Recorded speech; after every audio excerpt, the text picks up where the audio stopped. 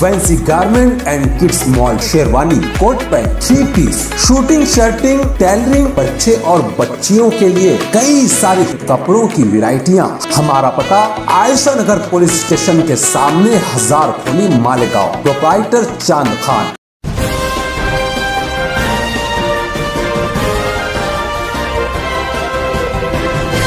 मानव समाचार, मानवता के हक में। सेना के नेता, युवा सेना के प्रमुख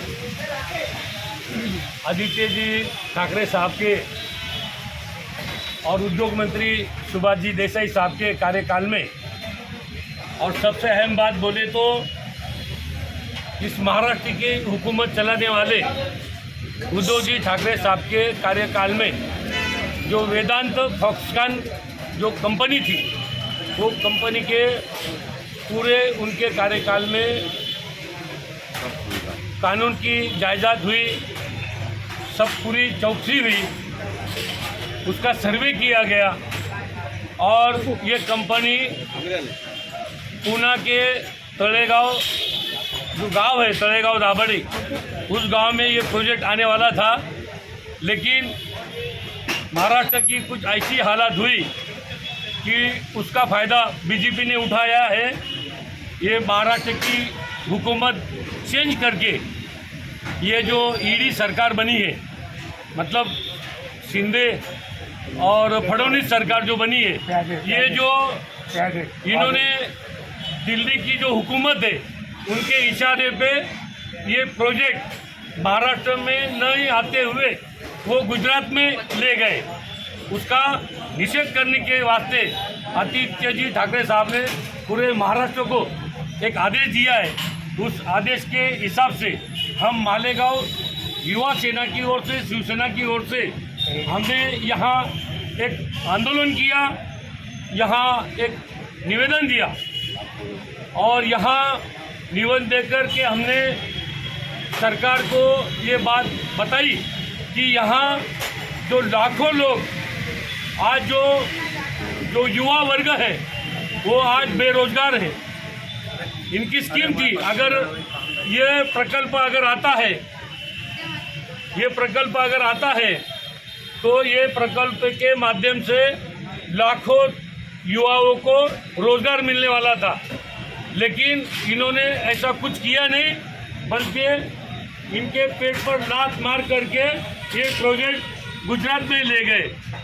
इसकी हम कड़े शब्दों से निंदा करते हैं, इसका निषेध करते हैं। इसीलिए ये माध्यम से, आपके माध्यम से ये महाराष्ट्र गवर्नमेंट तक, इस देश के गवर्नमेंट तक ये बात पहुंचना चाहिए। आज हम शिवसेना के स्टाइल से युवा सेना ने आज मेमोरेंडम दिया।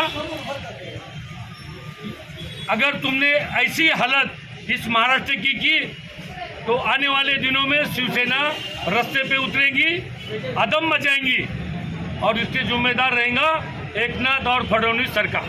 स्वतःला खोके, जनतेला धोके, स्वतःला खोके, जनतेला धोके। जय महाराष्ट्र। आज हम सब लोग यहाँ पर जमा हुए हैं। उसका रीज़न ये है कि जो वेदांत और फॉक्सकॉन कंपनी है, जो कि महाराष्ट्र में उनका प्रोजेक्ट लगाने वाली थी, महाविकास आघाड़ी जो ठाकरे सरकार थी, उन्होंने पिछले 7 महीनों से इस पर काम किया था। सब बातचीत अच्छे से हुई। उसके बाद ये नई सरकार आई, ईडी बोले तो एकनाथ शिंदे और फडणवीस की सरकार आई। इन्होंने 2 महीनों में ऐसी क्या चीज़ की कि जो महाराष्ट्र का प्रोजेक्ट था वो गुजरात में चला गया। 7 महीनों में यहाँ पर बहुत उस प्रोजेक्ट के लिए अच्छी खासी बैठक हुई थी। उन बैठकों में अच्छे खासे प्रॉब्लम सॉल्व हो चुके थे। लेकिन 2 महीनों में ऐसी क्या चीज़ हुई कि उस वजह से 2 से 3 मीटिंग में इधर का प्रोजेक्ट गुजरात में चला गया। मेरा मुख्यमंत्री साहब से इतना ही कहना है, आपने गणपति के परेड में हर घर में जाके गणपति का दर्शन लिया, अच्छी बात है। आपने सरकार के जो काम थे वो सब बाजू में रखे और आपने उधर वक्त बिताया। तो मेरा इतना ही कहना है, जब आपको महाराष्ट्र में सरकार स्थापन करनी थी तब आप दिल्ली जा रहे थे, आपकी खुद की जो मंत्री पद देना था उसमें बातचीत चल रही थी।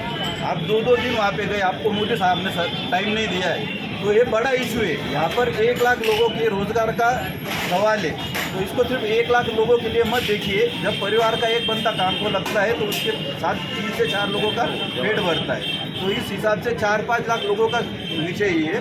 तो मेरा इतना कहना है मुख्यमंत्री साहब से कि आप फोन पर बात करने से अच्छा है पंतप्रधान साहब से जाके डायरेक्ट मिलिए। ये बड़ा सब्जेक्ट है महाराष्ट्र के लिए, और उस पर कुछ ऐसा कीजिए कि महाराष्ट्र में वो प्रोजेक्ट वापस से आए। और इसके आगे अगर आपने ऐसी फिर से गलतियाँ की तो शिवसेना युवा सेना अपने स्टाइल में इनको जवाब तो देंगे, रास्ते पर भी उतरेंगे। आज हमें आदित्य साहब ने बोला है ऊपर से, उस हिसाब से आज हमने उनका निषेध किया है और सरकारी काम के तहत निवेदन बना के अपर अधिकारी साहब को दिया है। हमने आज ये शांतमय तरीके से आज का प्रोग्राम किया है, लेकिन आगे से फिर से आप ऐसा करोगे तो जो भी कुछ इसके आगे होगा उसके लिए जवाबदार पूरी सरकार जवाबदार रहेगी। और ये आप सबने, मैं जनता की तरफ से बोल रहा हूँ कि इसका सरकार ने अच्छे से इस पर ध्यान दे और लोगों की जो नाराज़गी बढ़ रही है उस पर ध्यान दे के अच्छे से काम करे।